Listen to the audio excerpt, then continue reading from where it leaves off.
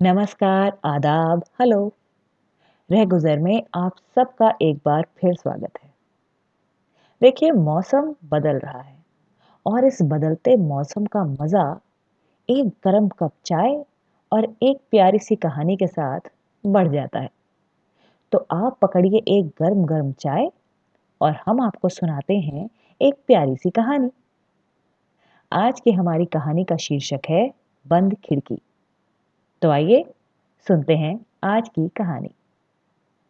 आज कुछ गड़बड़ थी। सुबह के 7:30 बज रहे थे, लेकिन आज अब तक खिड़की नहीं खुली थी। ललन बुधिया काका की चाय की दुकान पे खड़ा अपना दूसरा कप सुड़का रहा था। ललित कुमार शास्त्री हाजिर हों। चौराहे से आती हुई इस आवाज में अपना नाम सुनकर ललन मुस्कुराकर पलटा और बुधिया काका को बोला, काका, 2 चाय और चढ़ा दो। आला और उद्दल आ गए हैं। बुधिया काका नाक भौं सिकोड़ते हुए बड़बड़ाए, लो, आ गया मरा मुफतखोर। ललन बबुआ, तुम काहे इस बुड़बक मोहन के साथ बखत बर्बाद करत हो। पंडित जी को कतई पसंद ना है। डैम फूल नामाकुल कहीं का। बुधिया काका को बात बात में अंग्रेजी शब्दों का प्रयोग करना बड़ा अच्छा लगता था। उन्हें लगता था कि ऐसा करने से वो बहुत मॉडर्न लगते हैं। बुधिया काका की चाय की दुकान बहुत लोकप्रिय थी। लखनऊ का शायद ही ऐसा कोई बाशिंदा होगा जिसने बुधिया काका की चाय न पी हो। और लखनऊ घूमने आने वाले सुनते सुनाते पता पूछते पहुंच ही जाते थे गणेशगंज के नंबर 1 टी स्टॉल पर। कहने का अर्थ है कि बुधिया काका की दुकान का नाम था नंबर 1 टी स्टॉल। कहा था ना, उन्हें अंग्रेजी पसंद है। वैसे इससे बेहतर नाम हो नहीं सकता था, क्योंकि इससे बेहतर चाय कहीं नहीं मिल सकती। तभी तो बुधिया काका की दुकान के नाम के नीचे उनकी टैगलाइन भी लिखी हुई थी। जी हाँ, ठीक समझे आप, अंग्रेजी में। Welcome one, welcome all, big T, price small. खैर, आला और उद्दल यानी मोहन और अनवर दुकान पर पहुंचे। बुधिया काका के माथे के बल मोहन को देख के कुछ बढ़ गए। फनफनाते हुए उन्होंने 2 चाय के कप आगे बढ़ा दिए। बुधिया काका, चाय आज फीकी ही पिला रहे हो, मोहन बोला। फीकी का है, नंबर 1 चीनी डाले हैं, काका बोले। लेकिन मिठास चीनी से थोड़ी ही आती है, वो तो तुम्हारी मुस्कुराहट से आती है। बक, काका ने छिड़का। तभी अनवर बोला, अरे काका, इसकी मत सुनो। ईस्ट और वेस्ट, तुम्हारी चाय बेस्ट। अंग्रेजी में अपनी तारीफ सुनकर बुधिया काका गर्म चाय में पड़ी चीनी की तरह पिघल गए। अनवर उन्हें वैसे भी पसंद था, इसलिए एक मुस्की भी पान से लाल होठों को गुदगुदाने लगी और फिर छलक ही पड़ी। मीठे की मट्ठी खाएगा रे अनवर। ये हुई ना बात, मोहन बोला। काका की भ्रिकुटी फिर तन गई। हम तो उसे पूछेगा, नो सेंस नॉनसेंस। अनवर हंसी दबाते हुए बड़े अदब से बोला, जरूर काका, all your food is very good. फूल के कुप्पा हुए काका ने न केवल अनवर को मट्ठी थमा दी, बल्कि मोहन पर भी मेहरबान हो गए। अनवर ने मोहन का कंधा थपथपा कर कहा, देखो मियाँ, नाम मोहन होने से ही सबको मोह लेने का टैलेंट नहीं मिल जाता। शक्ल बनाते हुए मोहन ने मुंह फेरा और लल्लन को संबोधित किया, क्यों मियाँ मजनू, दीदारे यार हुआ। लल्लन ने गहरी सांस ली और फैज साहब के अल्फाज में अपनी हालत बयां कर दी। वो आ रहे हैं, वो आते हैं, आ रहे होंगे, शब फिराक ये कहकर गुजार दी हमने। आला और उद्दल की वाह वाह से नंबर 1 टी स्टॉल गूंज गया। बुधिया काका भी खुश थे कि लड़के इतनी वाहवाही करके चाय का मजा ले रहे हैं। एक और हो जाए, मोहन लल्लन से बोला। पर बुधिया काका को लगा कि बात उनसे की जा रही है। एक और हो जाए, काहे नहीं, ये दुकान तोहरा ससुरे की जो है, डैम फूल नामाकुल। मोहन झल्ला के बोला, अरे काका, बिल बिलाने से पहले ये तो देख लिया करो कि बात किससे हो रही है। जरा जरा सी बात पे भुनभुना जाते हो। Don't be mental, be sentimental, okay काका। काका का हाथ पास पड़ी झाड़ू की तरफ जा ही रहा था कि अनवर ने बात संभाल ली। अरे काका, ये तो लल्लन से बात कर रहा था, आप शांत रहिए। जैसे तैसे काका शांत हुए। दोस्तों की तिकड़ी पास बनी छोटी सी पुलिया पर जा बैठी। यहाँ से सामने वाले मकान की ऊपर वाली खिड़की ज्यादा अच्छे से दिखती थी। 8 बजने को आ गए थे। लल्लन को अब थोड़ी चिंता होने लगी थी। ऐसा तो पहले कभी नहीं हुआ था। ये तो रूटीन से हटकर मामला था। और ऐसा भी नहीं था कि घर में कोई ना हो। अब इतनी बेसिक इंफॉर्मेशन तो लल्लन अपने पास रखता ही था ना। भाई वो कोई बेवकूफ ही होगा जो खाली घर के नीचे बैठा बाट जोहेगा। कम से कम इतना तो पता होना चाहिए कि जिसकी बाट जो रहे हो वो घर में है भी या नहीं। अब अक्ल के दरवाजे बंद करके किसी की खिड़की खुलने का इंतजार थोड़ी ही करते हैं।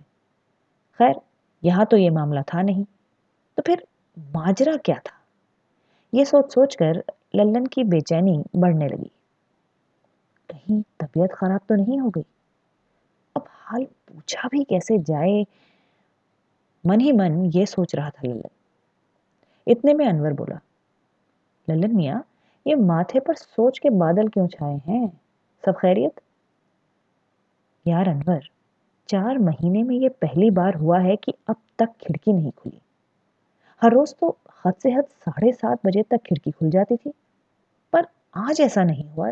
जाने क्या बात है। ये खिड़की जो बंद रहती है, मोहन ने सुर छेड़ा और इसके साथ ही एक जोरदार टीप सर पे पाई। लल्लन मोहन को झिड़कते हुए बोला, दिमाग है कि नहीं? गला फाड़ के गा रहा है, कुछ तो लिहाज कर। मोहन झेप कर बोला, अरे तू, किसी को क्या पता कि हम किसके लिए गा रहे हैं? इस पर अनवर बोला, ये गधा जो अपनी गफलत से है बेवकूफ इतना, जो ये खुद को जान जाता बड़ा होशियार होता। अबे गधे, किसी शरीफ लड़की की खिड़की के नीचे खड़ा होकर खिड़की जो बंद रहती है गा रहा है, इससे तो लोगों को उसके घर का पता ही बता दे। आला की बात उद्दल की समझ में आई और धीरे से सॉरी बुदबुदाकर चुप हो गया। अनवर सीधा मुद्दे पे आया, तो फिक्र क्यों करता है यार? अपने पास हर मर्ज का इलाज है। ऐसे ही वक्त में ये एहसास होता है कि बहनें कितनी काम की चीज होती हैं। तो ऐसा है कि सदफ उन्हीं की क्लास में पढ़ती हैं और तो और अच्छी खासी दोस्ती रखती हैं उनसे। मिलने आराम से जा सकती हैं और हाल चाल पूछ के आ सकती हैं। क्या ख्याल है? लल्लन के बुझे हुए चेहरे पर कुछ चमक सी आ गई। तो यारों का यार है रे अनवर। ये हुई ना बात। सदफ ये काम कर दे तो इस राखी पर हजरतगंज से मनचाही शॉपिंग करवाऊंगा। अनवर ने हंसते हुए कहा, इस इनाम के लालच में कहीं तुम्हारा रिश्ता ही पक्का ना कराएं सदफ। तीनों दोस्त ठहाका मारकर हंसे। तय ये हुआ कि खबरी लाल यानी सदफ को काम पे लगाया जाएगा और शाम को खबर के साथ सदफ बुधिया काका की दुकान पर रिपोर्ट करेंगी। शाम के 6 बज रहे थे। आला, उद्दल और लल्लन बुधिया काका की चाय सुड़काते हुए पुलिया पर बैठे थे।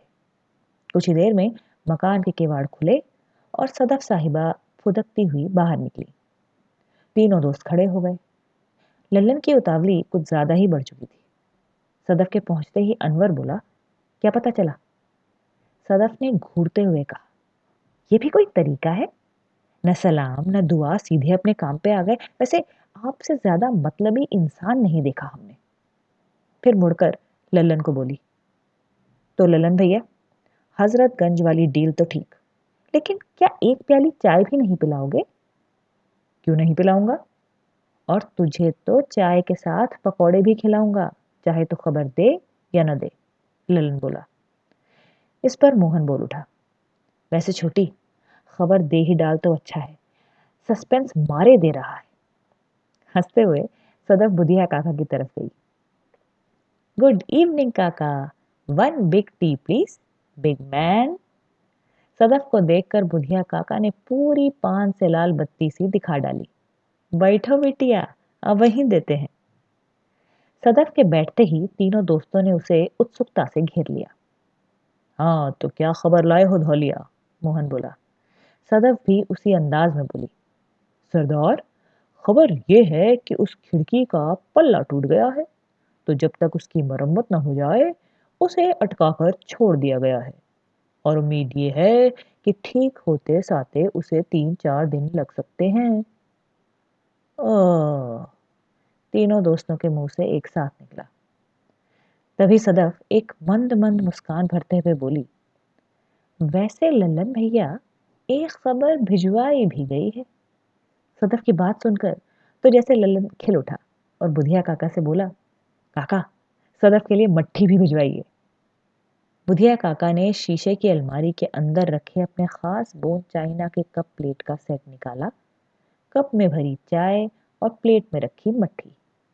Good tea for good girl बोल के सदफ को पकड़ा दी। सदफ ने चाय की चुस्की ली, फिर एक कट्टी मट्ठी की ली, फिर एक बार और चाय सुड़काई। ये कुछ ज्यादा फुटेज नहीं खा रही? मोहन बोला। मोहन भैया, सब्र का फल मीठा होता है, सदफ ने कहा। अरे अब बोलो भी, झुंझला के अनवर बोला। अनवर को इग्नोर मार के सदफ ने लल्लन को देखा। वो मुस्कुरा दिया। तू आराम से चाय पी, वैसे ही बहुत बड़ा काम करके आई है। सदफ भी मुस्कुरा दी। इसीलिए आप मेरे फेवरेट हैं, और काफी लोगों के फेवरेट होते जा रहे हैं, जिसमें से एक ने कहलवाया है कि जब तक खिड़की ठीक नहीं हो जाती तब तक छत पर बाल संवारे जाएंगे। तो ये थी आज की हमारी कहानी बंद खिड़की।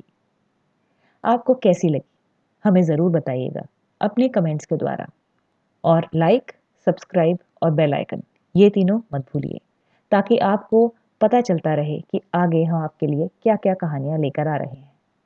हमारे साथ ऐसे ही जुड़े रहिए रह गुजर में। अगली कहानी तक अपना ख्याल रखिए। नमस्कार।